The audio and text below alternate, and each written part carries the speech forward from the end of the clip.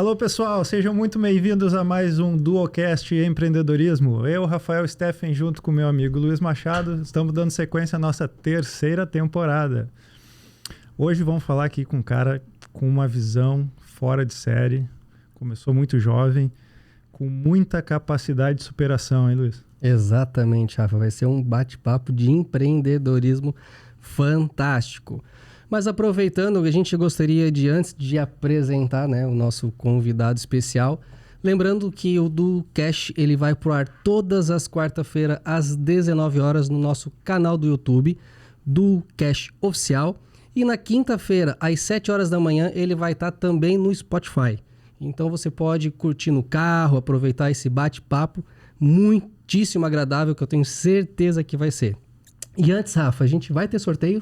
Vai ter sorteio, vamos lá. Deixa eu pegar aqui. Vamos estar sorteando então dessa vez o livro Sabedoria, do Thiago Brunet. Se tiver mais de 100 comentários, aí vão ser 3 livros sorteados. E também aproveitando, né? E vai ter o livro, nós vamos também sortear o livro do nosso hein? Convidado, que tinha tudo para dar errado. Então também vai estar na pauta dos sorteios aí. Então, pessoal, se mexam. Queria aproveitar também, Rafa, sigam a gente lá na rede social, pessoal. Sigam a gente ali, ó, Duocast Oficial. Sigam a gente tanto no YouTube quanto também no nosso canal do Instagram. Certo? Uhum. Temos nossos apoiadores? Vamos lá. Anderson, tu consegue botar na tela pra gente? Então vamos começar aí. Liberty Motorcycles, @Liberty Motorcycles. Bigliard Representações, fechaduras e cadeados da Pado, @Bigliard Representações. Faquete Advocacia, profissionais especializados para solucionar todos os seus assuntos jurídicos, @Faquete, com 2 T's, advocacia _. É isso aí. Então tá aí a fera. Lucas, empreendedor serial, CEO Empreende Brasil, @Lucas Schweitzer. Quem quiser seguir, o nosso grande convidado de hoje. Lucas, obrigado por estar aqui. Rafa, obrigado pelo convite, Luiz. Vai ser um prazer aí a gente fazer esse bate-papo. Beleza. Pessoal, Lucas Schweitzer, CEO Empreende Brasil, CEO da Lux Agência 360, presidente da Destino Floripa Região, se quiser falar um pouquinho depois, fica à vontade, vice-presidente da ABOC Brasil e autor do livro Tinha Tudo Pra Dar Errado, que nós vamos sortear ele aqui também. 32 anos, cara, muito obrigado, seja muito bem-vindo ao Duocast. E a gente quer conhecer um pouquinho do Lucas, né? Maravilha. Luiz, Rafa, prazer estar aqui com vocês, parabéns pelo trabalho que vocês vêm desenvolvendo e a gente gosta muito de tudo que dissemina, né, o empreendedorismo, já que eu tenho uma história de vida meio diferente, né? Comecei a empreender muito cedo e tenho como legado disseminar o empreendedorismo como forma de mudança para todas as pessoas, já que o empreendedorismo mudou muito a minha vida, né? Foi uma forma de transformação da minha vida. Então, movimentos como esse, eu acho que cada vez mais tem que estar cada vez mais fortalecidos e é um prazer estar aqui com vocês. Maravilha, cara. Obrigado por estar aqui. Conhecendo um pouquinho da tua história, a gente estudando um pouco do Lucas, queria entender como é que começou a parte de eventos, como é que tu entrou nesse ramo de eventos aí? A parte de eventos, Rafa, eu fui muito foi meio que por acaso, mas um por acaso em movimento, né?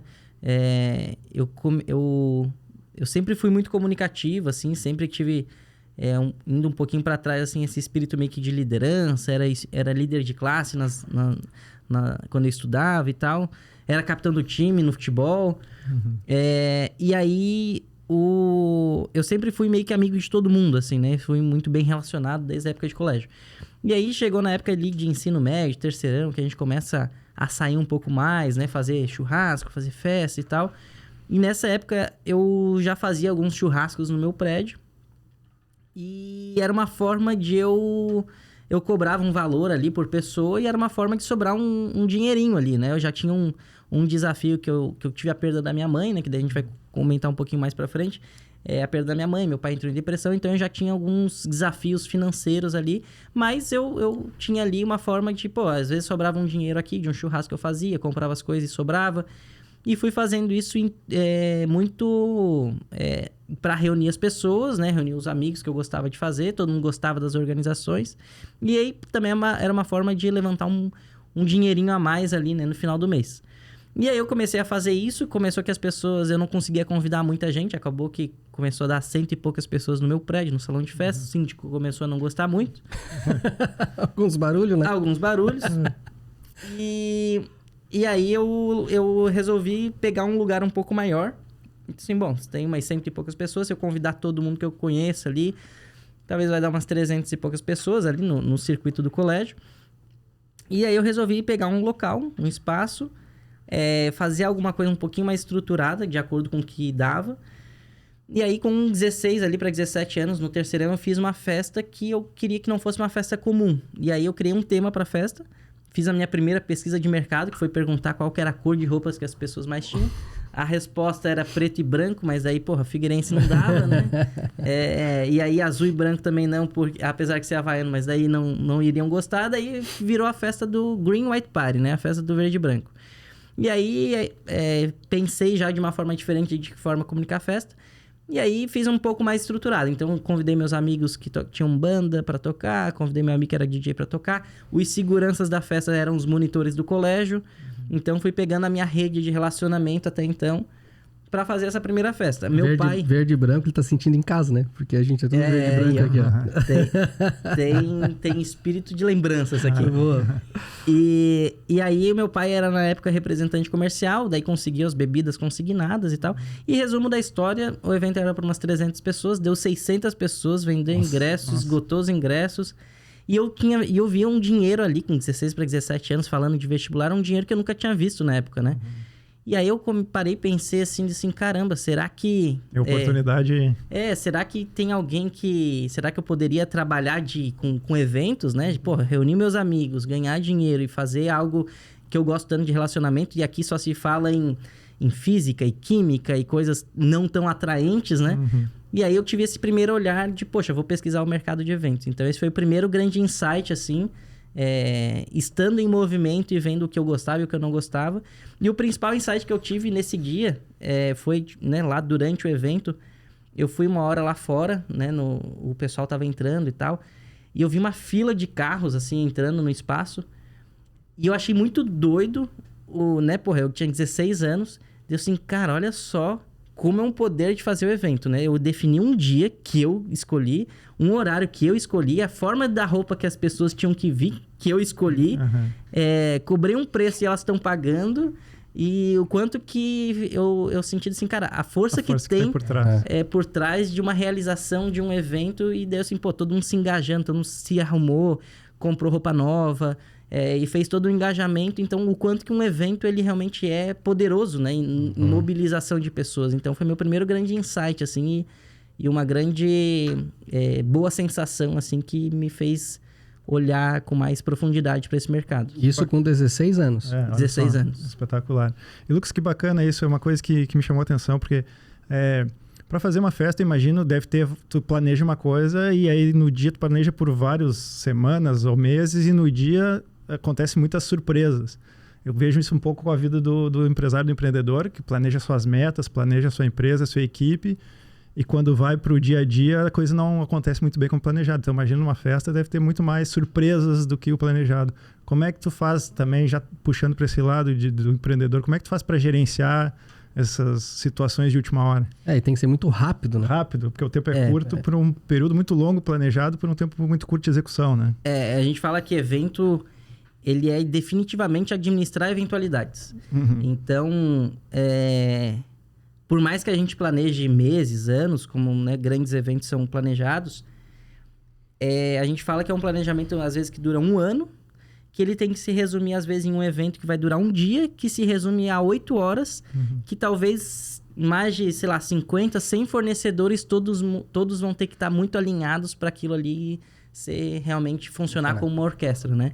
E aí a gente tem um desafio de pessoas, né, muitas vezes, que vão ser contratadas pro dia do evento, que vai ter que entrar naquela sintonia. Então, assim,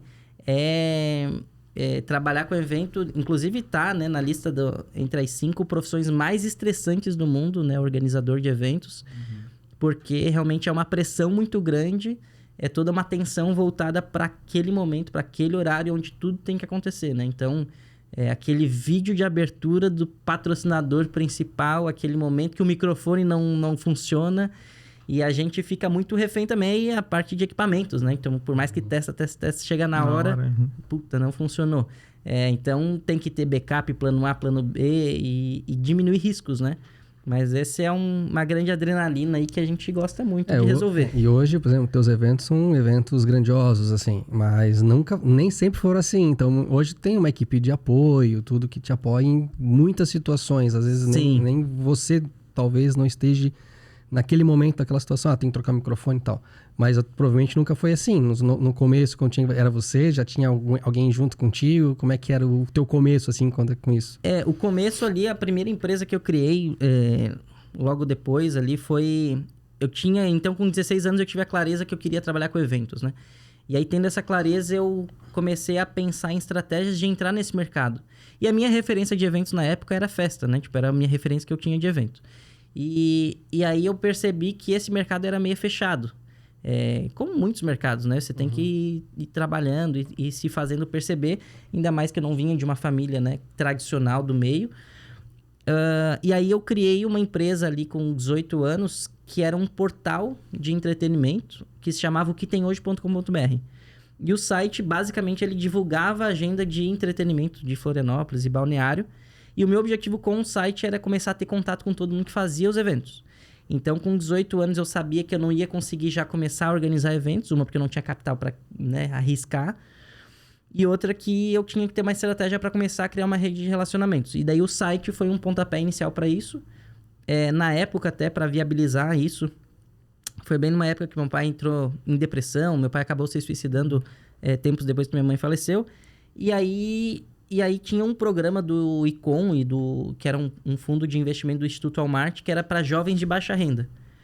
E eu, de um modo geral, estudei minha vida inteira em colégio público e era meio que classe média e tal. E assim, bom, eu não me considero... quer dizer, eu não me encaixo em um jovem de baixa renda, mas vou tentar aqui. E daí, quando eu comecei a preencher o formulário, eu assim, cara, eu sou um jovem de baixa renda. Então, tipo, eu fiquei até feliz porque eu ia conseguir participar do programa. Meus pais já tinham falecido na época, não tinha renda. E aí a gente participou desse programa do Instituto Walmart, que na época a gente recebeu apoio de treinamento, metodologia empreendedora e tal.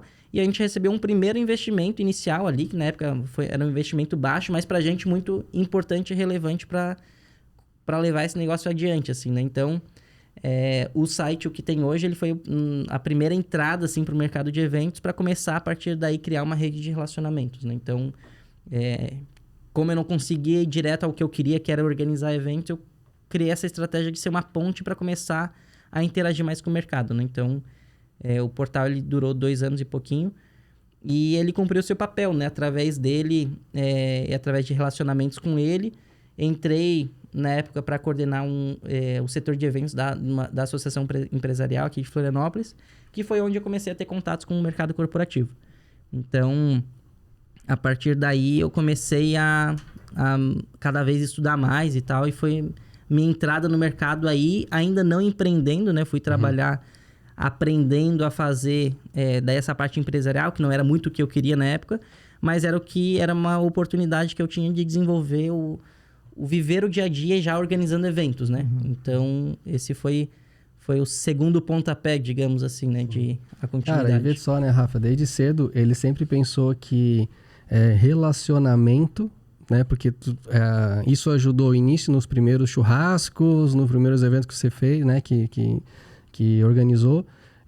Relacionamento hoje é tudo nos negócios, né? Hoje relacionamento abre portas, né? Literalmente. Exatamente. A gente até teve entrevistas que a gente até falou, né? Tipo o André Santos, né? A gente conversou com ele e falou, né? Cara, hoje eu tenho grandes relacionamentos e ele abre portas para várias coisas, né? Então, uma coisa que a gente sempre conversa com os empresários, até que a gente dá consultoria, que a gente sempre fala para eles, cara, tem que ter relacionamento. O que tu precisa fazer? Vamos procurar os teus relacionamentos primeiro, que tipo de relacionamento tu tem, para poder abrir a porta inicial para poder fazer aquilo que tu queres fazer. Desde cedo, 16 anos, já pensou nisso, criou os relacionamentos deles, e através do relacionamento começou a criar as festas, os eventos, E hoje ele tem... Olha os relacionamentos que ele tem hoje. Nós vamos chegar lá depois. Foi plantando. Entendeu? Não, isso é muito fundamental, porque isso te coloca em lugares que tu sozinho provavelmente nunca iria chegar, né? Então, é uma coisa... Outra coisa que me chamou a atenção, Lucas, uma estratégia que tu usou bacana, é que, quando comecei ali eu não tinha muito acesso, então qual é a estratégia que eu vou montar? Criou o site para tentar ter acesso às pessoas, foi uma maneira do site para criar um relacionamento, para ir atrás e conseguir ir abrindo mais portas e mais negócio, né? Então foi uma certa estratégia ali também. E é legal, Rafa, compartilhar até que nessa questão muitas vezes as pessoas ficam atrás daquela grande ideia, né? Do tipo, pô, foi fácil ter essa ideia. Mas é engraçado que para ter a ideia do site, eu lembro que eu fui na locadora,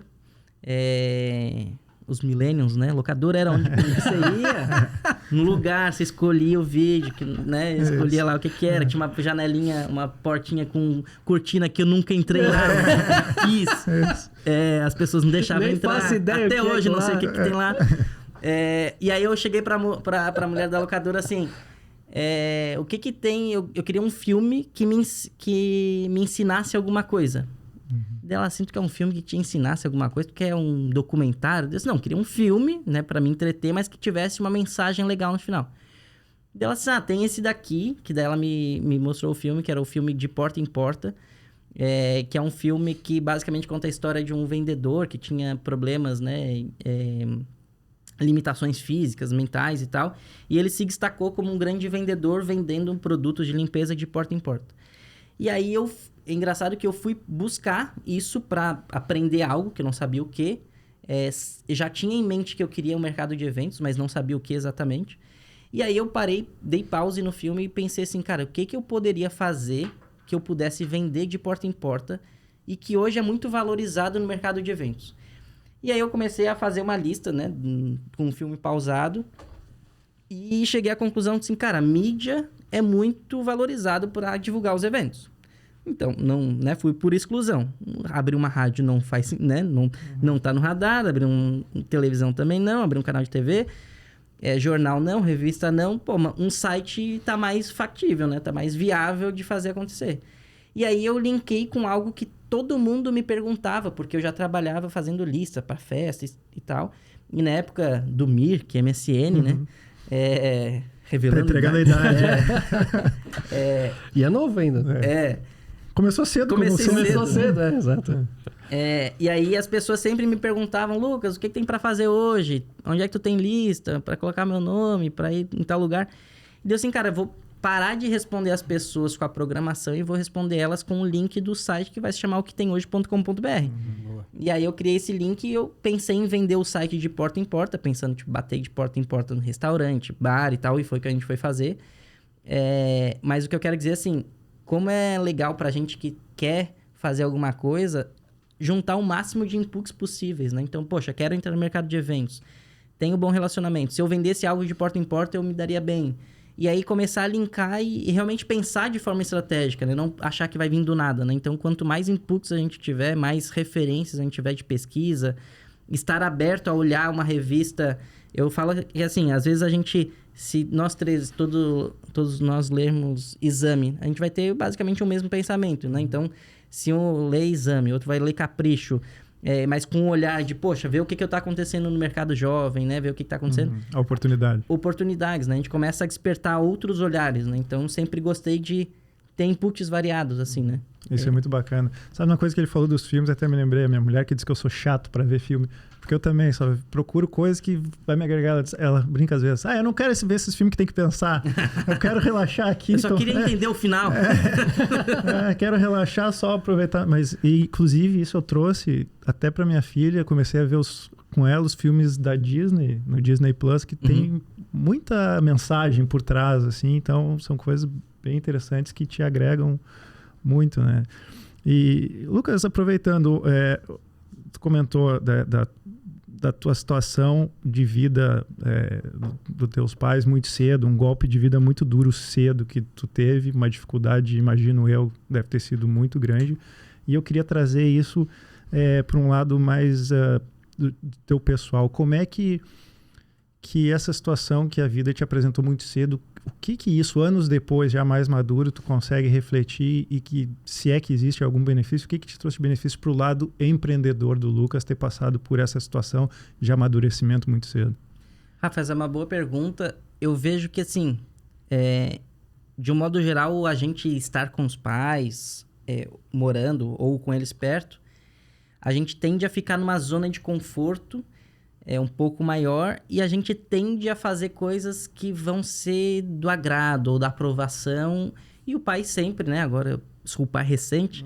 O pai sempre vai olhar com um olhar protetor para a criança, né? Para o filho. Então, sempre vai olhar, tipo, filho, não faz isso. E não quer dizer que... Às vezes o pai não faria, mas não quer dizer que a pessoa vai fazer. Então, eu vejo que eu não tinha mais um controle do tipo, faz isso, não faz aquilo. Algo de pedir conselho nesse sentido. E eu acabei indo e me inspirando em empreendedores, né? Que foi o que me trouxe esse gatilho de... Muito cedo eu quis, né, ser empreendedor. Depois que eu fui entender mais, né, do que é ser empreendedor.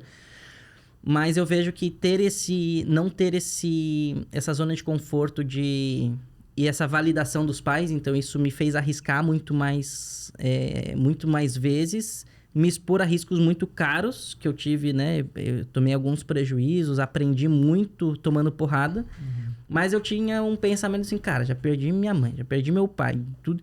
Cara, qualquer outra coisa que possa acontecer não vai ser tão ruim quanto foi. Se torna pequeno, né? E aí eu comecei assim, cara, se eu tiver que errar... E aí eu fui aprendendo, né? Que existe uma grande diferença entre ser persistente e ser teimoso. Isso eu fui aprendendo na prática, né? Então, tinha projetos que eu ia fazer, disse, não, eu vou até o final porque eu sou empreendedor e eu não vou desistir. E eu aprendi depois que deu errado, que eu fui teimoso, porque eu não avaliei, né? Dados internos, externos e tal, que tava tudo dando indício, né? Que não iria dar certo aquilo. E aí, então, acho que isso com certeza, né, contribuiu. E também o fato... Os meus pais, eles viveram a vida deles postergando sonhos, assim, né? A minha mãe viveu a vida dela em função da gente, eu e meus irmãos, da família em si. E nunca olhou para ela, né? Depois de um certo tempo. E meu pai, eu lembro que eu era daquelas crianças que assistia Pequenas Empresas, Grandes Negócios de manhã, né? E aí a gente assistia a Fórmula 1. E aí todo domingo, né? Quer dizer, todo ano meu pai falava assim, um dia a gente vai na Fórmula 1. E aí todo ano eu perguntava, esse ano? Será que vai ser esse ano? Vai ser no próximo? E a vida passou e meu pai disse, não, esse ano não vai dar, vamos no próximo. E a vida foi passando, né? Então, hoje eu também sou muito mais executor e realizador, de não postergar sonhos. Então, de fazer viagem, Hoje eu tenho uma lista, né, de coisas que eu quero fazer de aventuras na vida. Saltar de paraquedas e coisas que eu já fiz, de mergulhar com tubarão, de fazer... Enfim, várias coisas que o que eu quero fazer na minha vida que em algum momento eu quero fazer, de que forma que eu vou planejar. E para onde que eu quero ir, em que momento que eu vou, assim, né? Então, eu fui muito mais realizador nesse sentido de não deixar os sonhos e as coisas que a gente quer para depois, porque o depois pode ser muito tarde, né? Então, acho que esses são os principais pontos, assim, que... reflexão que fica pra gente. Que hoje eu levo e repasso isso adiante, né? Tu acredita que... Tu comentou agora sobre os esportes ali, esporte radical e tal, né? O esporte radical também tem a situação do medo, né?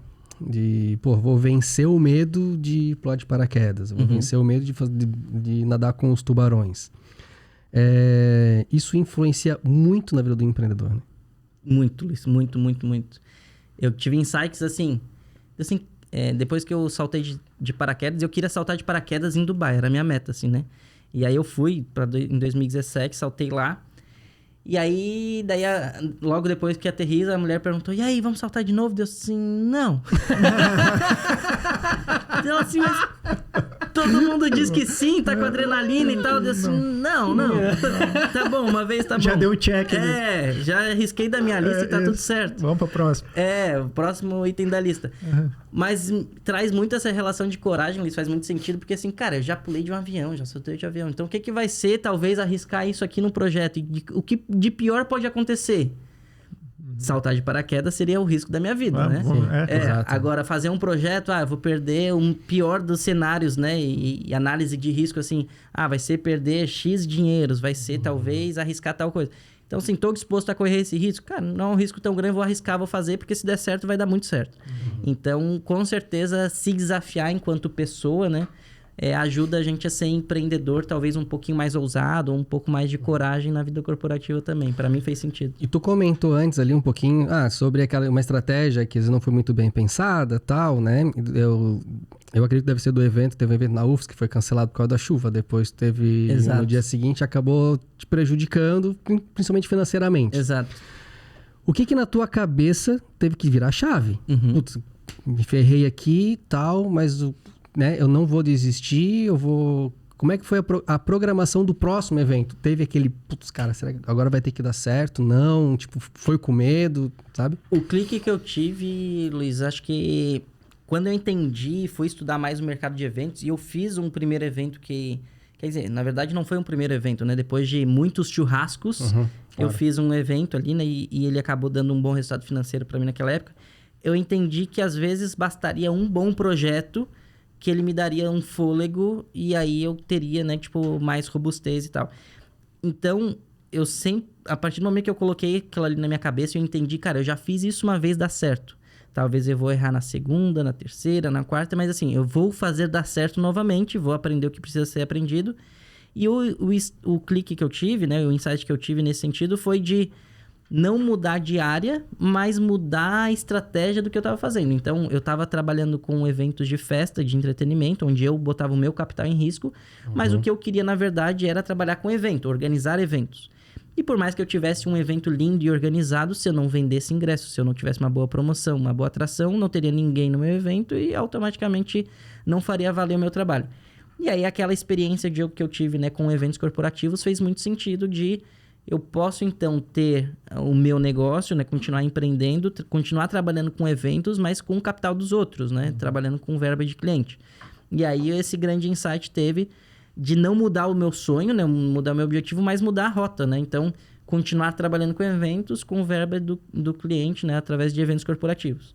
Então, esse foi o primeiro insight que eu tive. E não fazer eventos não era uma opção para mim. Então, tipo, e se não for eventos? Cara, não é uma opção não fazer. Não tem por que eu não fazer. Eu já acertei uma vez, vou estudar o que preciso, vou trabalhar o que preciso, dedicar o que precisa ser feito para fazer isso acontecer. Então, às vezes, não ter um plano B... quer dizer, às vezes ter só um plano, não ter um plano B, às vezes é uma boa opção, né? No sentido de... claro que de projetos, assim, a gente tem que controlar risco, mas... quando você tem um objetivo muito claro, o plano B, às vezes, ele te desvia, né? Se não der muito certo, beleza, vou tirar um pouco o pé do acelerador que eu tenho um plano B. Então, eu só tinha um plano A na minha cabeça, né? Então... eu e o Rafa falamos bastante sobre isso, que a gente não existe plano B, a gente tem que fazer de tudo o plano A vai dar certo. Exato. Né? A gente sempre fala muito disso, né? A gente até brinca, né? Com algumas situações referentes a isso. Cara, eu queria ver o que mudou no Lucas depois de ser pai. Virou uma chave. Foi bem engraçado, Luiz. Agora eu sou pai recente, né? Um ano e 2 meses. Vocês têm filhos, não? Sim. Tem quantos anos? 6. 6? 11. 11? Eu sempre fui muito... como é que eu posso dizer? Eu sempre centralizei algumas coisas das empresas comigo, assim, né? No sentido de... E aí, quando eu tava tendo, né, a Catarina ali no momento de pré-parto, assim, a minha esposa tava entrando em trabalho de parto, meu telefone começou a vibrar e tocar, e tocar, e tocar. E daí eu olhei assim, o pintor me ligando, tá ligado? Mentira, cara. Essa hora? E daí eu silenciei e tal, daí eu coloquei o telefone no bolso. Ele me ligou umas 10 vezes, assim, sabe aquela pessoa insistente? Não, é que eu tentei falar, pensei que tava fora de área e tal. E deu assim, cara, isso é uma coisa que eu não quero mais, assim, estar envolvido operacionalmente, porque às vezes, assim, não, deixa eu conversar com ele, deixa eu negociar. Então, eu acho que um grande insight que eu tive de ser, de trabalhar mais minhas lideranças, de ter uma equipe que pudesse tocar isso, né? E depois de ser definido estrategicamente, avançar. Então, eu acho que um primeiro grande insight foi esse para hoje, né? Obviamente, para ter mais tempo para a família, administrar um pouco melhor isso. Apesar que ainda, né, continuo com um ritmo de trabalho grande, mas hoje muito mais ponderado, né? Ainda mais para as divisões, horários dela, acompanhar ela e o crescimento dela, né? Também que eu quero fazer. Coloquei na minha cabeça que eu não quero ter outro filho, então, assim, cara, é a minha única filha que eu vou ter, então eu vou aproveitar as fases dela, as etapas dela. Então, acho que o principal insight foi no sentido de preciso abrir mão aqui de algumas coisas que antes eu fazia e fazia até questão de fazer, às vezes por gostar, de me envolver e tal, e de estar mais envolvido, e desenvolver lideranças, né? Então, o grande insight que eu tive ao ser pai foi, cara, preciso desenvolver lideranças para que eu possa escalar o negócio e simplesmente sair de algumas operações e não olhando do tipo, não vai fazer exatamente como eu faria, mas tudo bem, faz o que precisa ser feito e confiar nas pessoas, enfim, treinar as pessoas.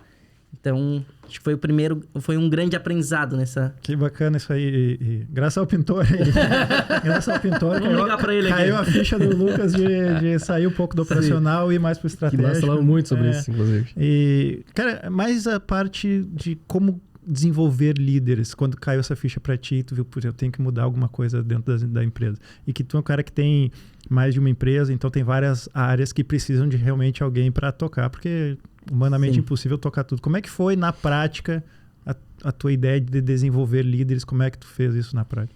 Na prática, eu analisei o time que eu tinha. A gente teve durante a pandemia, os nossos negócios eles sofreram bastante, né? Então, a gente diminuiu bastante a equipe. E aí, a gente tinha algumas incertezas de mercado, né? Então, minha filha nasceu ano passado, então era ainda no meio da pandemia.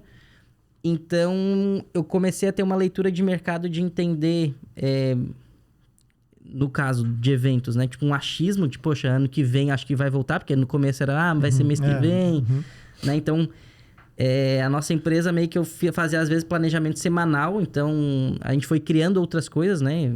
Inclusive comprei outras empresas e tal.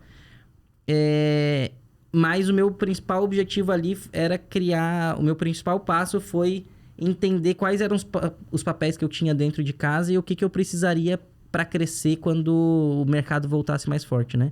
Então, eu fiz algumas realocações internas, assim, da equipe que já tinha. Algumas promoções internas e passando responsabilidade para as pessoas, né? Mediante algumas funções e ações a serem feitas. E agora, no início do ano, tendo um pouco mais de clareza, daí eu fui investir mais nisso, né, operacionalmente falando. Hoje a gente está com a gente tem uma gestora de pessoas, né, uma gestão de pessoas dentro da empresa. Antes eu tinha um escritório terceirizado que auxiliava mais pontualmente, então hoje ela está mais interna. E hoje a gente está fazendo um programa ainda, né, do nosso jeito, mas um programa de liderança interno, então de ter os líderes, né, na parte de gestão, na parte de gerência de projetos, gerência de comunicação, líder da empresa A, líder da empresa B. E aí hoje a gente está nesse desenvolvimento, né? Então a gente está em algumas capacitações internas e externas trabalhando isso, e acho que até podemos conversar também sobre isso, né, nesse sentido. Eu acabo usando bastante da minha rede que eu tenho, que vai, né, pode me ajudar também a construir esse time. E hoje a gente redesenhou o processo, porque o retorno das empresas, né, pós-pandemia veio um ritmo muito acelerado. Então, a gente cresceu muito rápido, né? Então, a gente estava na pandemia ali, trabalhando com uma média de 10, 11 colaboradores. Hoje a gente está com 28 colaboradores, então a gente teve que crescer rápido. Perdemos nesse meio do tempo cultura, né? Porque foi entrando e às vezes então hoje a gente redesenhou o nosso processo de onboarding, redesenhou o nosso alinhamento de cultura. A gente criou agora alguns pontos internos, né, de capacitação. Então, hoje, na prática, a gente vem desenvolvendo isso, né? Tanto por equipes segmentadas, então, equipe de comunicação, equipe de eventos e as lideranças. Então, a gente está com esse programa, né, sendo desenvolvido, mas bem focado em dar cada vez mais autonomia e conhecimento para que eles entendam, né, esse olhar estratégico das empresas, né, do grupo de um modo geral. E foi assim, de uma maneira que a gente sempre comenta, fundamental tu conseguir sair do operacional para raciocinar estrategicamente e ter uma visão mais a longo prazo das metas da empresa, dos goals, aonde vocês queriam chegar. Com certeza, Rafa. Não tem como... para olhar estratégico, tem que sair da operação, né? Então... E aí, para sair da operação, vocês vão ter que ter gente capacitada para entrega, né? Então, trocar o pneu do carro com o carro andando mesmo. E no mercado que veio... que sofreu muito durante 2 anos, e a gente tem outro desafio que a gente ainda tem hoje, que muitas pessoas que trabalhavam com eventos, elas migraram de mercado, né? Então, hoje elas estão em outro segmento. Foi para a parte de imóveis, foi para a parte de veículo, foi para outras áreas. Então, hoje a gente tem uma grande falta de mão de obra no mercado de eventos, porque muita gente teve que migrar para outras áreas, né? Então, empreendedores mantiveram, mas pessoas que tinham que trabalhar ali no dia a dia... tinham que se sustentar e mudaram de área. E as empresas, quando retomaram da pandemia, as empresas de evento retomaram, todas elas retomaram de volta querendo contratar. Então, exatamente. Além de estar escassez do pessoal, da mão de obra, ainda teve uma oferta excessiva, eu acho. E tu sentiu um público maior depois da pandemia? Assim, cara, eu sair de casa, eu preciso ir para uns eventos? Ou... Eu vejo, Luiz, que na minha percepção, assim, a gente teve um boom porque juntou os eventos que já iriam acontecer esse ano, de 2022, com os eventos de remarcação de 2020, 2021. Então, teve esse boom de eventos muito por isso, então meio que acumulou calendário. Casamento, formatura, evento corporativo. Sinto também que as empresas do corporativo, né, como a gente teve uma Omicron que veio em janeiro, trouxe incertezas até pós-carnaval, né? Porque pós-carnaval a gente estava, será que vai ter uma nova onda ou não? Então, as empresas não fizeram um planejamento de eventos. Então, tem muita demanda do tipo, queremos um evento assim, assim, assado, mas é para mês que vem. Então, pouco tempo de produção, né? De realização desses projetos. E eu vejo que as pessoas ficaram talvez até um pouco... Pro entretenimento, acho que sim, muito saindo. Mas pro corporativo, eu visualizo que as pessoas ficaram um pouco mais seletivas daquilo que vai, né? Então, como tem muita oferta, acaba que... hoje, eu acho que mais do que nunca, a experiência de eventos é o que vai contar, né? Não só o conteúdo, porque o conteúdo hoje pode consumir de várias outras formas. Então, a experiência vivida eu vejo que conta muito, né? Para o mercado de eventos. Lucas, uma dificuldade que eu imagino que deve ter na tua área por exemplo, fechei um contrato para um evento gigante. A minha empresa é do tamanho X.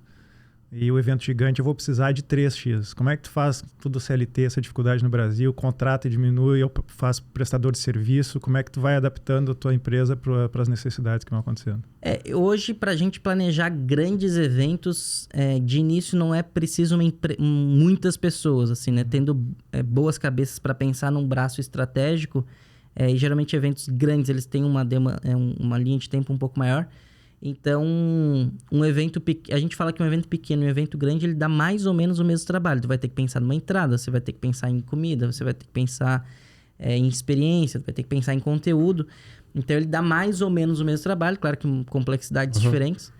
Mas hoje, para organizar um grande evento, boas cabeças pensantes, ela organiza um evento mega, claro que, né, proporcionalmente vai aumentando aos poucos, mas muito mais na parte de operação, produção, que começa ali talvez 3 meses antes de grandes eventos, que daí sim precisa começar a aumentar a equipe proporcionalmente para as áreas, né? Mas de início da parte estratégica, um corpo menor consegue dar conta, né, desse projeto. Então, com isso, a gente consegue trabalhar um pouco mais médio e longo prazo, de entender do tipo, beleza, daqui 6 meses teremos que incorporar talvez mais 20 pessoas para esse projeto, mas a gente tem um tempo de trabalho, né, pensando em grandes realizações, né? Então, como é o caso do próprio Empreende Brasil, né, que a gente tem. Então, acaba que no Empreende Brasil a gente teve de staff trabalhando no dia mais de 400 pessoas. Então... Sim.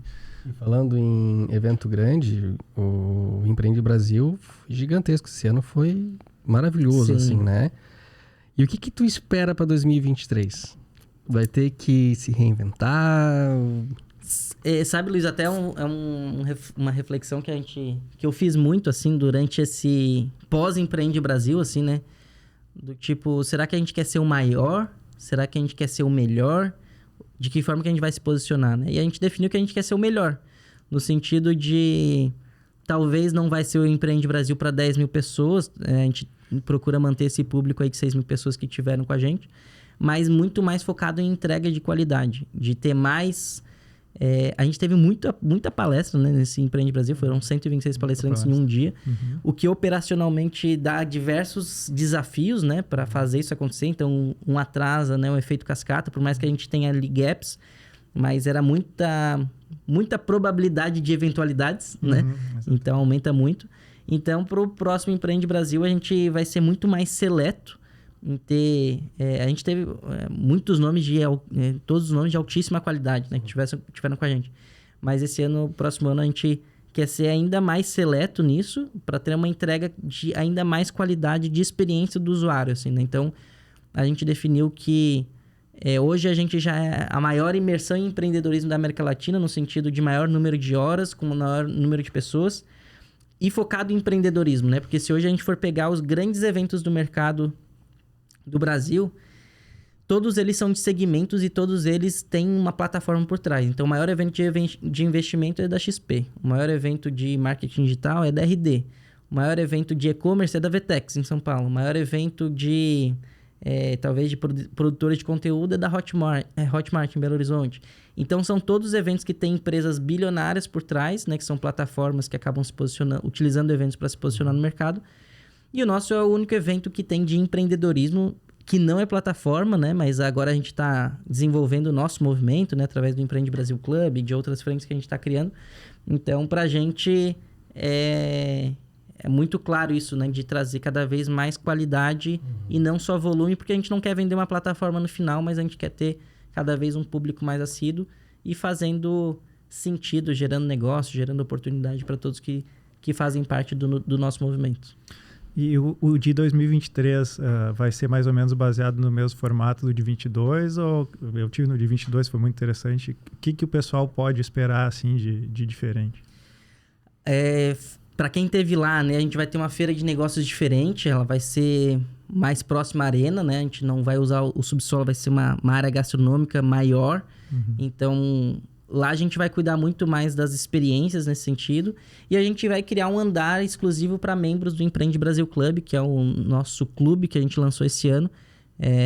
Que a gente lançou, inclusive, com sociedade com o Carlos Wizard também. Que o objetivo do Empreende Brasil Club, basicamente, é a gente... criar um grande clube de networking, né, nesse sentido, mas com entregas de conteúdos e acessos a pessoas que talvez as pessoas não teriam, né? De visitar grandes empresas, ter mentoria com grandes empreendedores. Que o Empreende Brasil Club, basicamente, é tudo aquilo que eu tive na minha vida que me ajudou a crescer, de ter rede de relacionamento. A gente entrega no clube, né? Então, o Empreende Brasil do ano que vem vai ser muito mais voltado para a qualidade. E o nosso objetivo do Empreende Brasil do ano que vem vai ser fazer com que as pessoas saiam dali com um plano de ação pronto. Então, a gente vai criar toda a nossa metodologia de conteúdo, de curadoria, vai ser voltada para o cara sair dali com um plano de ação e não só com insights, né? Então, dar uma estrutura pronta para ele levar adiante esse conteúdo e executar a partir de segunda-feira no negócio dele. Uma coisa mais aprofundada para que ele possa botar em prática, então. Exatamente. Então, bacana. A gente vai ser mais cuidadoso nessa parte de conteúdo para que realmente seja mais transformador para todos os participantes, né? Ô Lucas, tu falou ali de pessoal no clube vai ter acessos e contatos.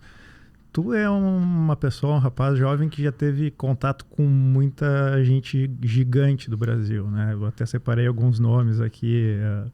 Thiago Nigro, Geraldo Rufino, Alfredo Soares, Benchimol, Pyong Lee, Murilo Gun, João Apolinário, o próprio Carlos Luiz já mencionou, Flávio Augusto e mais diversos outros aí que tu já teve contato. Como é que é ter contato, manter contato com essa rede de relacionamento? O que isso mudou na tua vida? Rafa, é legal perguntar isso, porque assim, até indo um pouquinho atrás, em 2019 a gente trouxe o Ike Batista, né, em 2019 no Empreende Brasil, e a Anitta também, que foram dois pontos que ou amo ou odeio, assim, né, foram bem latentes nesse sentido. E o Ike Batista, eu contei isso poucas vezes, o Ike Batista, ele foi o cara que me inspirou a querer ser um empreendedor quando eu tinha 9 anos. Eu vi uma reportagem dele no Fantástico, que a riqueza dele, ele estava como o homem mais rico do Brasil e o 7º do mundo, a riqueza dele era como empilhar dinheiro em carrinhos de supermercado e atravessava a ponte Rio-Niterói. Eu, cara, o que esse cara faz? Ele é empresário. Assim, não sei o que é direito de ser empresário, mas eu quero ser empresário. Com 9 anos. E aí ele foi um cara que me inspirou, assim, até métodos que a gente usa hoje em projetos, uma visão 360 e tal. Ele usava nas empresas dele. Então, hoje é muito louco, assim, né? Tipo, ver pessoas que eu admirava, que eu via na televisão e tal, e hoje ter esse relacionamento com eles, ter essa troca. Até o próprio Flávio Augusto, por exemplo, a gente tava conversando, disse, Flávio, o Empreende Brasil sendo seu, o que você faria de diferente? Daí, para ganhar mais dinheiro, né? E aí ele trouxe ali vários insights. Calma, deixa eu anotar aqui. Claro. Então são oportunidades e pontos de vista. E tu vê que assim, no fundo, são pessoas, são empreendedores, por mais, né, que conquistaram aquilo ali, mas que tem seus desafios, né? Por mais que, independente da escala que você tá, tem desafios, e os desafios, de um modo geral, são os mesmos, né? Eles só mudam escala. Então, eu tive até agora, início do ano, no escritório do Ike no Rio. O filme dele agora vai sair no ar, né? Hã? O filme dele. Vai sair no ar do filme dele. Agora. E aí é engraçado que, como é uma escala de negócio diferente, é uma forma de falar diferente, às vezes é uma conversa de 2, 3 horas que tu sai assim, caraca, eu nunca tinha parado para pensar nisso, assim, maneira, né? Então, é legal porque traz muito insight de coisas que já estão em outras escalas, assim, né? Então, acho que esse é o lado bom, né? De empreender e de ter essa rede de relacionamento e manter essa rede, né? Esses dias eu até estava falando com um amigo meu e ele veio me falar sobre o programa aqui, né? Do DuCast, e ele disse, cara, isso é muito bom para ti, porque aí tu faz consultoria grátis, né? Pensando nos ouvintes, o que você faria se... Entendeu? Tu pode fazer consultoria grátis para as tuas empresas, põe a pergunta, como é que tu desenvolveu isso? Como é que tu fez essa franquia? Como é que não sei o que? Então... cara, e assim, ó, a gente tá até pensando, e muita gente vem conversar com a gente às vezes nem conhece, a gente nem sabe às vezes onde chega, né, a Du, né? E às vezes a gente tá lá num lugar e fala assim, cara, tu não é do Du? Eu falei, sou, cara. Porra, que legal o trabalho de vocês, pô. A pessoa que tu entrevistou X, porra, me incentivou nisso. Cara, eu já ligo pro Rafa, pô, Rafa, aconteceu assim. Cara, pra nós também, hoje a gente tem uma rede de relacionamento com as pessoas que vêm aqui conversar com a gente, que dão essa oportunidade de a gente trocar ideias, informações e saber um pouco da vida de cada um. Até porque o público adora conhecer e saber, poxa, ele teve dificuldade quando era novo também, como é que ele começou, quantas pessoas passaram por aqui que a gente quase praticamente a mesma coisa, teve dificuldade e batalhou. Não, a pessoa só vê agora que tá lá em cima, né? A gente fala que é o sucesso do dia pra noite que leva anos, né? Exatamente. E daí a gente, poxa, isso eu fico feliz porque a gente acaba incentivando as pessoas, assim, pô, cara, eu não pensei em fazer isso. A gente até falando sobre liderança, né? E o empresário hoje, a gente sempre fala muito sobre isso, que o empresário hoje ele tem que estar na parte estratégia, né? Não no operacional, que a gente falou agora recentemente. E muita gente de fora vem conversar com a gente sobre isso. Assim, cara, eu não pensava nisso. Poxa, eu tô lá já há 10 anos na mesma função e tal, né? E eu tava até brincando um pouquinho até com o Lucas agora. Provavelmente agora com isso, você estando na parte operacional, né? Agora quando a pessoa te chamar lá para fazer um bate-papo, tu não vai cochilar mais, né? É verdade. Como é que foi isso? Verdade. Foi o nosso primeiro Empreende Brasil, a gente em 2014. E aí, eu sempre tive essa questão de fazer diferente, né? De buscar uma forma de fazer diferente.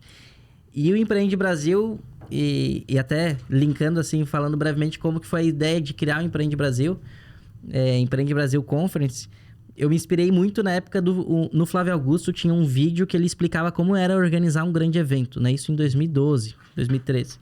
E eu salvei que ele tinha um evento que era da WhatsApp, que era o Omex Conference. E eu assim, cara, um dia eu vou fazer um evento que vai se chamar Conference. E aí depois eu criei a ideia, enfim, do Empreende Brasil em si, coloquei o Conference. E o Conference veio porque eu não consegui registrar o Empreende Brasil com S, porque já tinha registro de domínio de site. E disse, vou colocar o Z, já que eu vou colocar o Z, vou dar uma americanizada, vou colocar o Conference. E aí é também a ideia do Flávio Augusto, né? Que, pô, lá atrás se inspirou no nome sem saber, através de um vídeo no mercado de eventos, e hoje estava com a gente, tá com a gente também. Então, voltando à pergunta do dormir no palco, em 2014 a ideia do Empreende Brasil, não queria que fosse só um evento de palestra, e eu tive a brilhante ideia de criar um evento que durasse 24 horas. E aí depois a minha equipe ainda enxuta, mas se o evento for 24 horas, a gente vai ter que ficar quantas horas acordado? Porque a gente vai ter que montar, vai ter que desmontar. E nesse dia aí a gente ficou, acho que umas 38 horas virado, assim. Nossa. E aí a gente fez o evento durante 24 horas direto. E a última palestra de encerramento era às 6 da manhã do dia seguinte, né? O que a gente tinha começado já o evento. Das 6 da manhã às 8 da manhã, a gente disse, vai fazer um público que de repente a gente vai fazer um público de esporte. E vamos convidar o Sávio, né? Que, foi jogador do Real Madrid, jogador do Flamengo, da seleção brasileira. E vamos pedir pro Sávio vir, que a gente pode pegar um público que vai ficar até o final para ver o Sávio, e vai pegar um público que talvez vai acordar cedo e vir porque é do esporte, o pessoal acorda cedo, e era a nossa analogia na época. E aí o Sávio chegou lá, 5 e pouco da manhã, já acordado umas 30 e poucas horas, Sim. E dele assim, Lucas, tava pensando aqui, de repente a gente sobe comigo no palco e vamos fazer um bate-bola, daí a gente faz um bate-papo pra não ficar só eu falando lá e tal. E assim, tá? Cara, que tristeza dele. Assim, porra, sabe? Ele disse, não, vamos fazer e tal. Ele disse, não, beleza, vamos fazer. E aí a gente colocou as 2 poltronas lá. E aí o pessoal começou a ver que eu comecei a pescar, assim, né? Começaram a me dar água energético, já não dava mais conta, café. E aí teve uma hora que eu apaguei no palco. E o Sávio falando, assim, né? E aí ele falando, e aí eu apaguei, dormi. E sabe quando tu dorme e tu não sabe se tu ficou 10 segundos, se tu ficou 1 minuto, ou se ficou 3 minutos? E eu sei que eu acordei assim, deu assim... Cara, que tô fazendo? E o Sávio tá me olhando assim, né? Eu concordei com o que ele tá falando. Não, pode continuar, sabe? E aí foi uma situação assim... Ele percebeu, né? Percebeu. Foi engraçada, mas a gente teve que improvisar na hora. Mas realmente chega uma hora que o corpo não responde mais, né? A gente brinca, né? Com a situação, obviamente, e tal, mas... Cara, ficar 30 e poucas horas acordado, não é só ficar acordado. Tu ativo, fica né? ativo, trabalhando, resolver um problema aqui, falar com fulano e tal raciocinando, ali. Né? Raciocinando, dar atenção pro a pessoa que vai o palestrante ali, ou que vai falar. Cara, isso aí é uma coisa pequena, sim, né? Por todo o trabalho que você fez, e hoje o Empreende Brasil gigante, obviamente, foi o teu primeiro. Sim. Né? Então, a gente brinca, né, com isso, obviamente. Sim. Tal. Mas, cara, tá de parabéns, cara. O evento é maravilhoso. A poltrona do Empreende deu soninho, né? Ô, Lucas, e agora pro pessoal mais... quem já tem 1, 2, 3 empresas e tal, uma coisa que eu vi que tu comentou, que a criação da holding, né? Como é que foi esse processo de criação de holding aí para organizar a casa? Como é que foi? Eu entendi que as empresas... Tirando a empresa Pet, né? Que é uma empresa que a gente está vendendo. Eu entendi que tinha muita correlação, né? Entre as empresas, né? Então, hoje eu tenho algumas empresas que elas têm colaboradores específicos. E, por exemplo, o Empreende Brasil é um CNPJ que a Lush, enquanto agência, presta serviço. Então, existe essa relação entre CNPJs, e ao mesmo tempo a gente fez a holding muito mais para fazer essa gestão, né? Tipo, de começar a administrar, olhar mais resultados, de uma forma mais voltadas para indicadores. Então, hoje a holding basicamente ela é focada em controlar os indicadores, né, das empresas e fazer a gestão ali geral do negócio.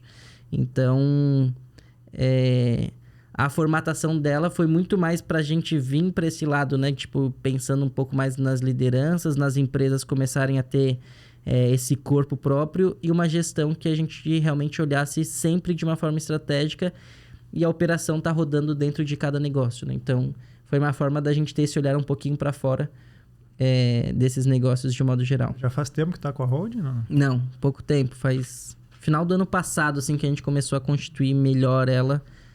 Hoje com 8 meses, um pouco mais, tu sentiu uma virada de chave do sentido de gestão, tendo implementado esse sistema? O que tu sentiu de diferença? Qual é a tua avaliação? Eu sinto que sim, mas é um processo porque para todo negócio a gente precisa de pessoas, né? Então, a gente ainda sente que faltam algumas competências para a gente ter internamente, para a gente poder melhorar aqueles indicadores, né? Então, ao mesmo tempo que a gente está desenvolvendo liderança, também desenvolvendo o time para melhorar os indicadores. Mas, com certeza, hoje é muito nítido, né? Esse melhor controle estratégico dos negócios, né? De um modo geral. Mas é uma construção, né? Na verdade, é algo que, em tese, ele é simples no sentido de, sabemos o que precisamos fazer, mas ele não é fácil de fazer acontecer na prática, né? Porque temos pessoas por trás, tem egos, tem sentimentos, tem diversos desafios e tem o mercado, né? Então, é algo que a gente vem trabalhando e nesse processo, como é algo novo, né, também que a gente está vivendo, tem coisa que a gente não sabe que a gente não sabe, né? Então, que a gente vai descobrindo no meio do caminho. E claro que a gente tenta encurtar caminho através de treinamentos, consultorias e tal. Mas, com certeza, a gente vem caminhando com bons avanços, assim, nesse olhar. Uma questão que eu tenho visto bastante do pessoal que a gente faz consultoria e tal, comenta bastante o seguinte... A questão do conhecimento hoje não é mais tanto privilégio, virou meio que uma commodity, tá? A internet tem um monte de assunto disponível, um monte de fórum, podcast, um monte de YouTube, um monte de vídeo ensinando. Então, hoje eu vejo a maior reclamação entre os empreendedores não como buscar a informação, porque ela está bem mais disponível, mas como gerenciar e administrar essa informação, gerenciar os indicadores e trabalhar isso para o crescimento. Qual o caminho que tu enxergou dentro das tuas empresas, como tu falou, da Hold, que tu criou para ver gerenciadores, como retrabalhar esses indicadores e fazer com que o planejamento dê certo? A gente está hoje, né, operacionalmente falando, no dia a dia, muito focado em acompanhamento mais de curto prazo. Então, hoje a gente tem... os líderes acompanham os liderados... A gente tem desenvolvido algumas reuniões do tipo, cara, toda terça-feira é reunião que tu vai fazer em pé, 15 minutos para fazer acompanhamento sobre tal assunto de tal projeto. Então, a gente desenhou uma agenda de uma rotina semanal para a equipe de liderança e para a equipe de operação. E daí fez adequações, né, de acordo com cada uma. Então, a gente está numa etapa de implementação, mas a gente entendeu que fazendo isso, a gente melhorou alguns gaps que a gente tinha de falta de informação ou falta de acompanhamento ou não esperar algo dar errado. Então, o líder ele vê no meio do caminho para tentar eventualmente ajustar. Então, isso nos ajudou. Então, em resumo, uma rotina semanal de reuniões. Então, uma reunião toda segunda-feira de planejamento da semana, distribuição de tarefa e depois acompanhamentos por time, liderado e tal. Isso nos ajudou.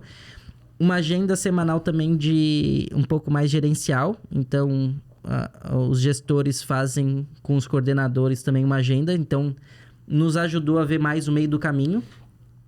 E a gente implementou algumas coisas simples, assim, que pra gente fez bastante sentido no desenvolvimento da pessoa fazer algo a mais. Basicamente, a gente faz hoje, né, com todo o time, em todas as escalas... algo que... O que você vai se comprometer para fazer na próxima semana? 5 pontos que você vai... Não é pauta, né? Não é tarefa. O que você vai fazer que para resolver essa semana ser super produtivo? Eu preciso encontrar, sei lá, uma solução para determinado desafio. Então, não é uma tarefa do tipo, vou realizar o orçamento. Então, a pessoa mesmo se coloca algumas coisas. Muitas vezes o líder provoca também para algumas situações. E isso a gente tem visto e a gente criou uma pontuação. Então, isso, tipo, a pessoa fez ou não fez, isso vai gerar uma pontuação e final do mês a gente faz um score dos melhores pontuados, dos menores pontuados. E a gente está fazendo agora uma remuneração por sucesso, taxa de sucesso da empresa. E um dos indicadores que a gente utiliza para isso é a pessoa ter essa assiduidade no relação do cumprimento das tarefas que ela mesma se coloca. É um dos indicadores, né? Então, ela cumprir a agenda de reunião, ela fazer os indicadores ao qual ela falou que estrategicamente os 5 pontos semanal. Então, isso a gente tem percebido que tem... as pessoas começaram assim, mas esse ponto aqui, na real, eu não fiz porque o meu líder não aprovou no e-mail a tempo. Então, a gente começou a perceber que começou a movimentar, né? Então, isso tem feito bastante sentido e tem nos ajudado a melhorar indicadores, né? Então, estamos nessas implementações dessas rotinas. E isso é fazer e acompanhar, e fazer acompanhar. Tem as resistências, né, no meio do caminho de, não vou fazer. Então, a gente... Não vai dar tempo. Não vai dar tempo. Então, a gente começa a apertar um pouco mais o circuito. Quem tá dentro, tá dentro. Quem, porventura, não faz sentido, tem outras oportunidades no mercado. E aí, ditar o ritmo de trabalho, né? Então, a gente tem feito isso hoje para acelerar mais a curva de aprendizado, né? Principalmente na entrada de novos colaboradores e gestão de cultura.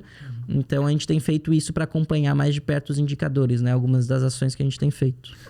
Pode falar, Paulo. Sabe que eu vejo da questão de indicadores, bastante dos empresários comentando, criam os indicadores ou metas e acabam virando o holofote muito para esse cara bateu a meta, esse cara vai receber tanto, esse indicador aqui tá bom.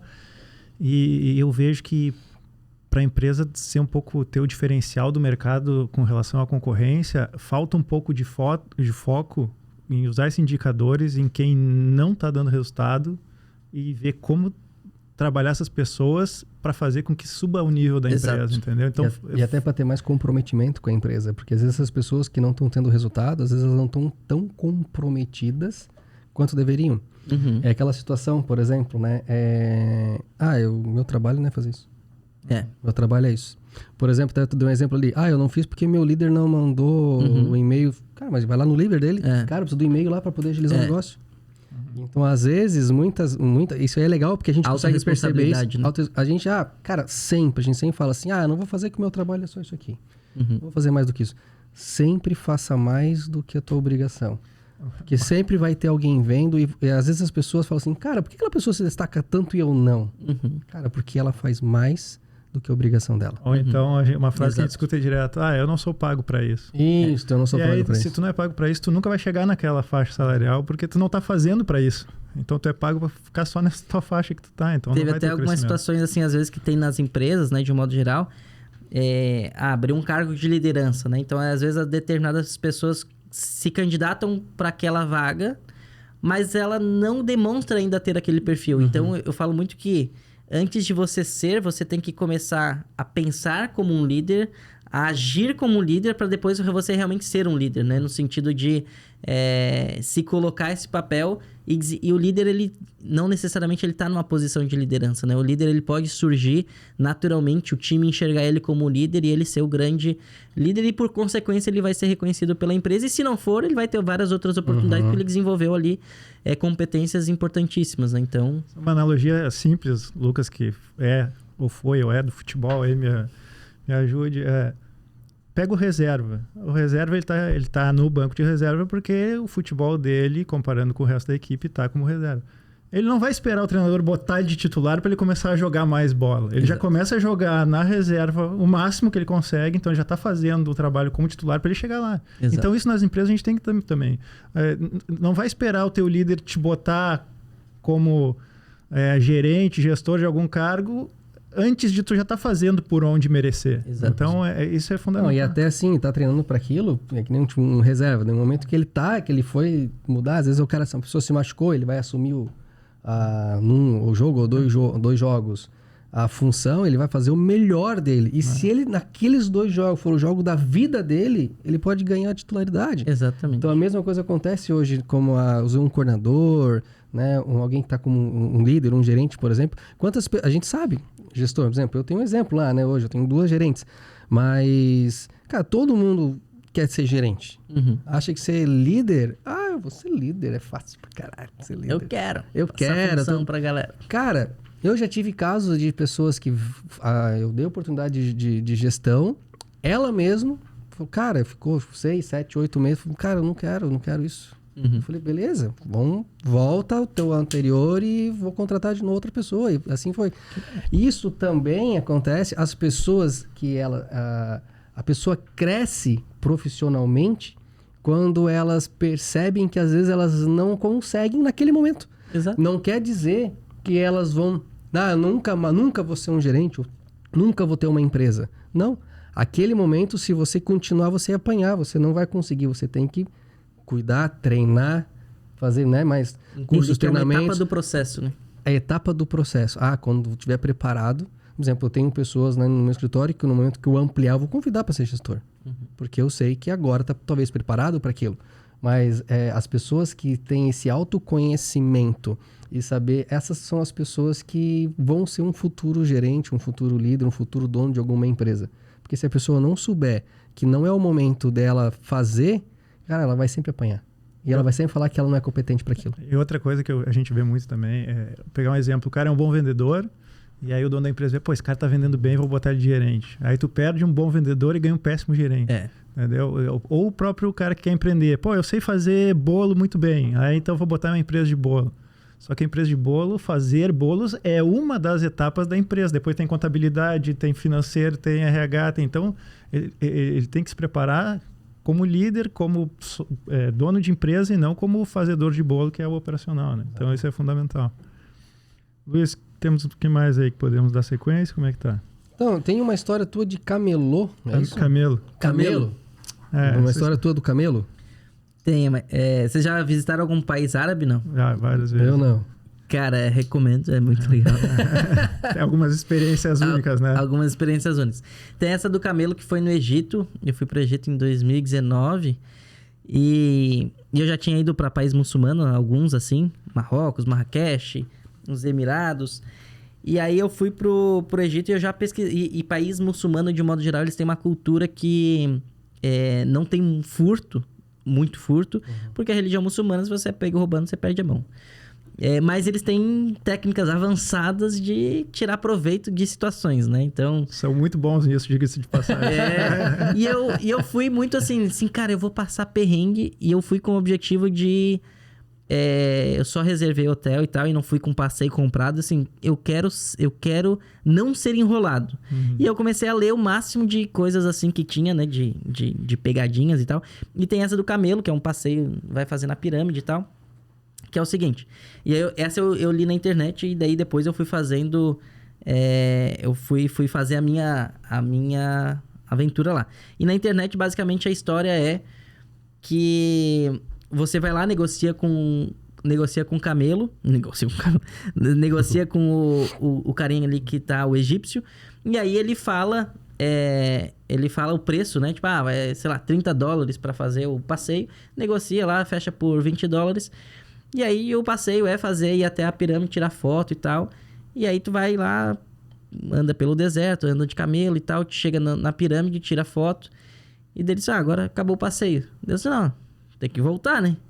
Não, pra voltar são $100. Sensacional. Muito bom, cara. E aí tá numa situação assim... Porque o cara, não, mas eu te falei que eu te trazia aqui. Te trouxe, agora eu te... vou te levar.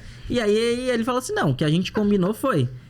Era $20, o passeio até as pirâmides, você batia a foto e era isso, a gente não combinou a volta. Mas se tu quiser voltar, são $100.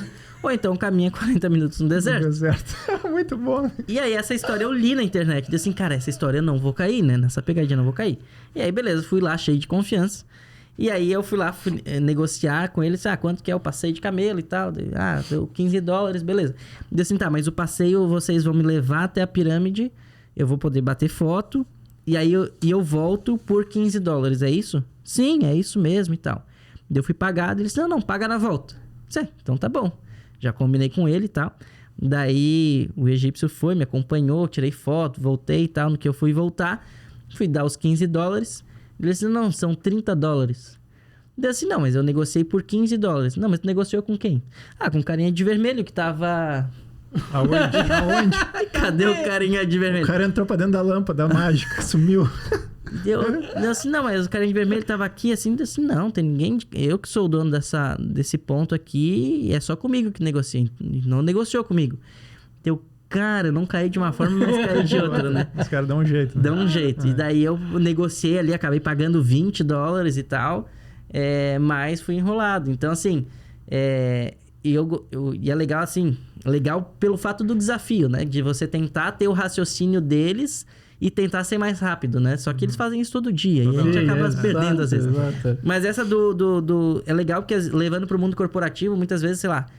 o contrato, muitas vezes a gente combina a ida e a gente não combina a volta, né? Exatamente. Então, tipo, a gente combina a entrada, combina a participação, combina o que tem que fazer, mas não combina a saída, né? Então, isso a gente pode gerar vários insights também para o mundo corporativo e um deles é essa parte de contrato. Exatamente esse é o ponto que eu separei desse assunto para falar da parte de contratos, que foi uma sacada que eu peguei há pouco tempo, numa mentoria que eu fiz. E eu passei por algumas dificuldades na empresa por causa de falta de contrato, falta de acordos claros, algumas penalidades, e aprendi na prática no camelo empresarial, porque realmente a importância de tu acordar. Porque o que acontece? Quando tu faz uma sociedade ou contrato funcionário, tu faz um acordo com a pessoa naquele momento. Então, naquele momento está ok para os dois lados.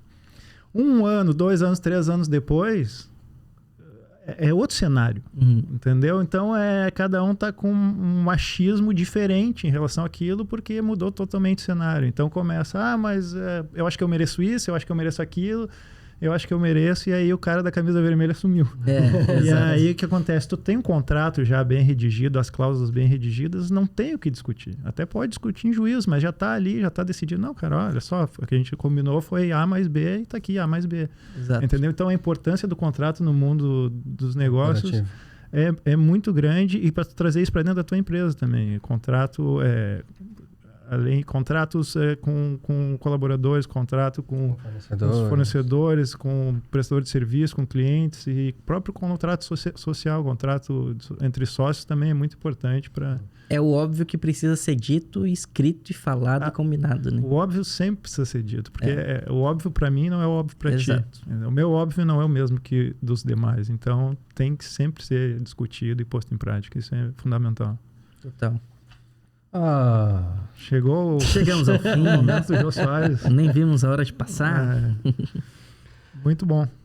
Rafa, antes de encerrar, vamos dar uma passadinha, agradecer os nossos apoiadores aí. Anderson, coloca lá para nós, por favor. Liberty Motorcycles. Quem quiser seguir eles aí, por favor, sigam o pessoal que gosta de Harley Davidson, né? A gente é fã, né? A gente tem hoje, não sei se gosta de moto ou não, né? A gente tem Harley, né? Então, eles aí são nossos amigos. Frank, Eduardo aí, gente, muito obrigado pelo apoio de sempre de vocês aí, né? Por favor, sigam eles lá, Liberty Motorcycles no Instagram, e vocês vão ver lá, eles têm várias, hoje só trabalho com Harley seminovas, então eu acho que é uma das maiores aí hoje. Vai ficar, né? Vai ficar uma das maiores aí do... Eu acho que Seminovos é a maior do estado e estão indo para uma nova loja agora ali em Coqueiros. Vai ficar ainda maior. Porra, vai ficar linda, linda, linda. E Harley é um estilo de vida, né? Totalmente. É um estilo de vida, exatamente. Tá aqui tatuado, inclusive, no meu braço. Agora eu vou mostrar. Marcado na pele. Marcado na pele, recente até. Então é isso aí. Obrigado, tá, pessoal lá da Liberty lá. Vocês são parceiraço nosso aí. Blig Art Representações, fechaduras e cadeados da marca Pado. Né? O Jerônimo também, um grande amigo nosso, andador de Harley também, né, Jerônimo? Obrigado. A gente vai ter no próximo bate-papo, ele prometeu de a gente fazer um sorteio de uma fechadura eletrônica, cara. Na próxima aí, vai ser bem legal. Acompanhei. Blig Art Representações, fechadura e cadeado Pado. Quem quiser seguir eles ali, por gentileza, ali, ó. Blig Art Representações. Obrigado, Jerônimo, pelo apoio aí também com a gente, tá? Um abraço. Faquete Advocacia. A Faquete Advocacia foi fundada em 2008 com a intenção de fornecer serviços de altíssima qualidade com foco em alcançar os objetivos dos seus clientes em todo o Brasil. Conta com uma equipe de advogados altamente qualificadas. Há mais de uma década, se tornou referência em direito de família do estado de Santa Catarina. O pessoal da Faquete, muitíssimo obrigado pelo apoio, tá? Agradecemos muito também. Por favor, seguir... Só desculpa, Anderson. Sigam eles ali também na rede social, Faquete Advocacia, _ Obrigado. Também sigam a gente lá na rede social, tá, pessoal? Ali, ó, Duocast Oficial, tá? Quem quiser me seguir também ali, a LCB Machado. Quem quiser seguir o Rafael N. Steffen. Beleza? Obrigado, inclusive. Nas horas vagas, modelos aqui, né? Gostaria. Gostaria. É. E também, por favor, pessoal, sigam o Lucas ali, né? Quem quiser ali, ó. Lucas Schweitzer. Só vou fazer uma correçãozinha ali, Opa. é um S só. Lucas Schweitzer, ele acaba dividindo o S, mas é um detalhezinho. Ah, é um S só? Lucas Schweitzer usa o mesmo S. Legal. Ah, fechou. Lucas, obrigado. Obrigado, né? Luiz. A gente... desculpa, a gente vai ter o sorteio do livro, né? Só pra falar rapidão. Sorteio do livro. A gente vai ter o sorteio do livro, agora vai estar a foto oficial no nosso Instagram, tá? Então vai ter as regrinhas lá, vai ter o sorteio do nosso livro e também vai ter o sorteio do livro do Lucas. Que é uma raridade, hein? O livro... Não tem disponível mais à venda. Ele falou agora aqui pra nós que esse livro não tem à venda, então é uma raridade. Fiquem ligados e participem do sorteio. E se a gente conseguir mais de 100 comentários, a gente vai sortear 3 livros da sabedoria do Thiago Brunet. Beleza? Show de bola. Isso aí, né? É isso aí, pessoal. Lucas, as últimas palavras aí pro encerramento. Fica à vontade, né? Fala o que achar aí. Que vier no coração. Que vier no coração, isso aí. Quero agradecer, né? E parabenizar mais uma vez o trabalho de vocês e dizer que, né? Quem nos acompanhou até aqui, obrigado pelo seu tempo. Que tenha valido a pena esse investimento, né? Essa troca que a gente tem muito. E dizer que, independente do seu sonho, né? Independente do que você almeja, não postergue seus sonhos, né? E seja mais realizador, né? Tenha claro onde você quer chegar. Curta a jornada, mas realize sonhos, né? Então, eu acho que a dica aí que eu daria para que a gente focasse, às vezes, sobreviver menos e viver mais, né? E independente da etapa que a gente tá, já passei por muitos desafios na vida, pessoais, profissionais, entender que é uma etapa do processo, né? Não quer dizer que, às vezes, uma coisa ruim no dia vai ser um dia ruim inteiro, né? Então, às vezes, é algo pontual e a gente levar a vida de uma forma mais leve, realizando sonhos. A vida é uma só, então vamos realizar nossos sonhos. É isso aí, isso aí. Bacana. Rafa? Eu queria agradecer ao Lucas aí por ter participado com a gente aí, ter disponibilizado o tempo dele. Conheci ele nesse Empreende Brasil, não conhecia, tive o prazer de conhecer lá, um pouco da história dele que ele compartilhou com a gente. E depois agora estudando mais a fundo para recebê-lo aqui no programa. Então é realmente um cara fora da curva aí. E fiquei muito impressionado com tudo que ele vem proporcionando para a gente. Espero que os próximos empreendes aí, as próximas empreitadas sejam cada vez voos maiores. Então, obrigado por estar aqui com a gente compartilhando e para o pessoal aí que está vendo e ouvindo, seja uma fonte de inspiração para todo mundo aí, para os próximos futuros empresários, empreendedores e para o pessoal que já está na ativa também. Obrigado. Obrigado, Rafa. Lucas, obrigado novamente, né? Não vou falar, o Rafa já falou bastante coisa, mas, cara, a gente muitíssimo agradecido, tá? Por ter aceitado, né? De vir bater um papo com a gente aqui, contar um pouquinho da tua trajetória, da tua história, que a gente te conhecia mais pela rede social, né? Uhum. E a gente vê que realmente você é um cara fantástico, né? Por tudo que tu já passou e hoje o que você conseguiu fazer com as tuas empresas e com o pessoal que trabalha contigo. Cara, muitíssimo obrigado, tá? Por estar com a gente aqui. Foi um papo sensacional, a gente curtiu muito, então a gente tá muito feliz pelo dia de hoje. Maravilha, Luiz. Obrigado vocês aí. Vamos que vamos juntos aí fazer mais projetos juntos e vamos que vamos. Isso aí. Pessoal, lembrando que vai no ar todas as quartas-feiras, 19 horas, no nosso canal do YouTube. E se inscrevam no nosso canal, sigam a gente na rede social e acompanhem todo esse bate-papo que nós tivemos aqui com o Lucas. Pessoal, muitíssimo obrigado e até mais!